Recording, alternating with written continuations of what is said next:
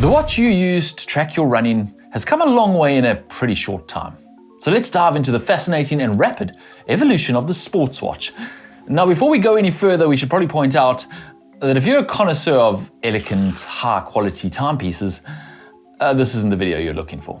In the world of watches, sports watches is a term used for timepieces that include features like dust resistance, water resistance, or even magnetic resistance, so that the dapper gentleman explorer can sail, ski, and conquer a mountain and keep a track of the time and look stylish whilst doing so. We aren't talking about those watches. We can't afford them. No, we're talking about actual sports watches, probably better called the running watch. The watch designed for running and other sports with an easy-to-read digital display and numerous features that help you perform better and track what you've been doing. Where did they start? And what major leaps have we seen over the years? In 1950, the heads of the United States Time Corporation fully devoted themselves to lowering the cost of the wristwatch as much as possible. The Timex watch would be the cheapest watch on the market thanks to clever manufacturing practices developed during World War II. Clever advertising helped too, and Timex became known as the watch that takes a licking and keeps on ticking.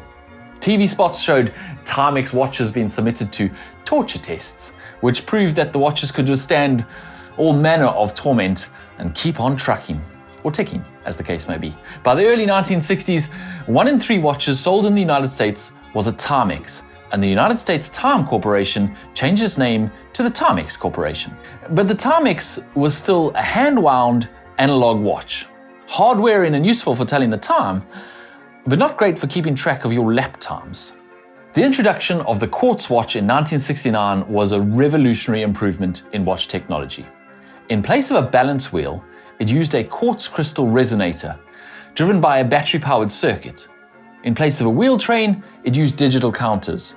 And this resulted in much better accuracy than the best mechanical watches, while the elimination of all the moving parts made the watch much more shock-resistant and eliminated the need for periodic cleaning.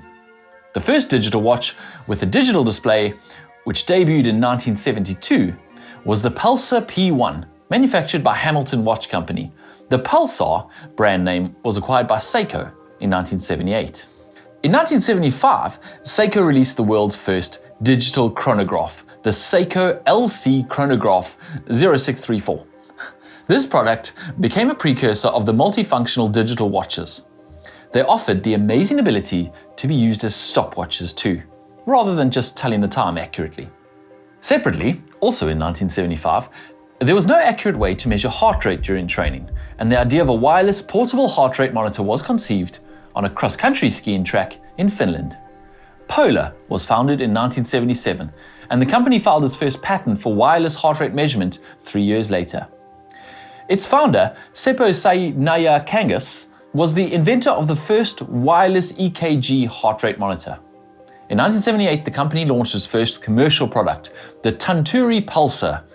In 1982, Polar launched the world's first wearable, wire-free heart rate monitor, the Sport Tester PE2000. In 1984, Timex partnered with IRONMAN Triathlon to develop a new digital watch focused on the needs of triathletes. The result was the Timex Triathlon, which featured time, stopwatch, timer, hourly chime, and 3 alarms. Timex's product manager, Mario Sabatini, flew to Kona in October 1984 for the Ironman to get a feel for the market. He took with him 1,500 Timex Triathlon watches to sell. The watches were priced at $34.95, and all were sold at the event. This, and a $20 million advertising campaign featuring how tough it was, made the Timex Triathlon a success. Timex agreed to become the major sponsor for the event in 1986, which was relatively unknown. But they got huge publicity when, for the first time, the race offered prize money, $100,000 for the win, seriously amplifying the global coverage of the event.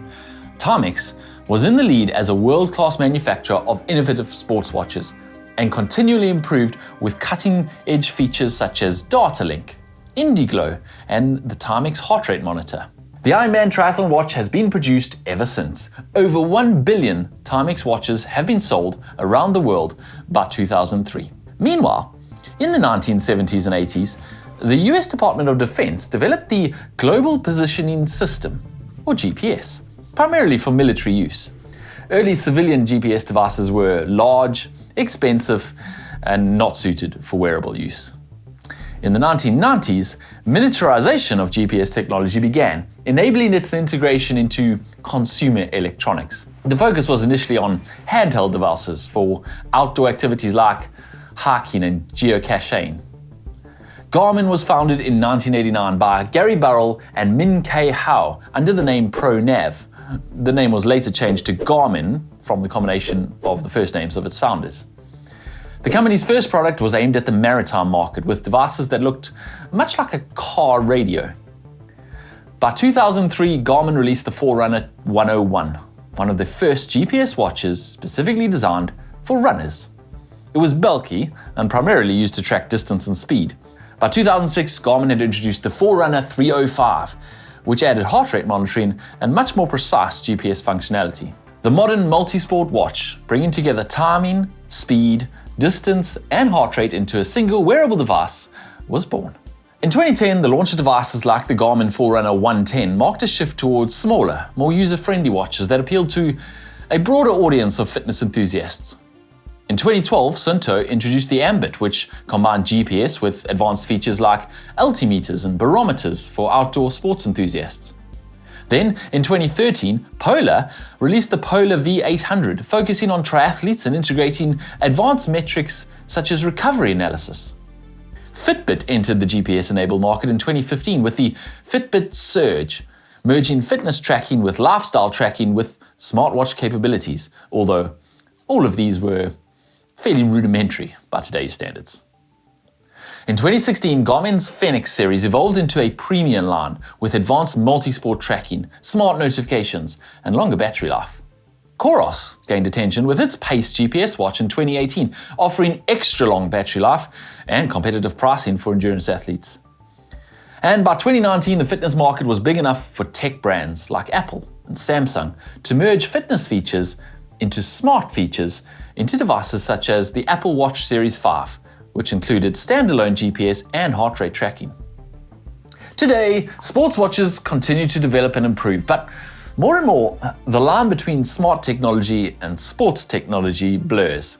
Watches don't just talk to your phone, they can be your phone, whilst also being your sports tracker, whilst also being your lifestyle tracker. The trick today really is figuring out where on the continuum of technology, from elegant timepiece to tablet PC on your wrist, you find yourself. The best sports tracking watches offer incredible battery life and even solar charging, so you never have to charge it, rapid and accurate GPS chipsets, sleep analysis, SpO2 tracking, and even ECG functionality. And many now integrate seamlessly with your phone, various apps, and even your smart home. So, do you need a smart watch that you also run with? Or an adventure watch that you get some smart notifications from? Or would you prefer just a good old 1990s stopwatch? And where will all these devices go in the future? How will AI integrate into and affect our wristwatches? Will they feature advanced analytics for injury prevention? What wearable sensors might develop? Perhaps things like continuous glucose monitoring on your watch or real-time hydration tracking. What features would you like to see in your wristwatch? Let us know in the comments section down below. I hope you guys have enjoyed this video. It's been quite an interesting look. I'm sure in a few years we'll be able to do an even longer video with even more features that have developed. Thanks for watching. We'll see you again soon.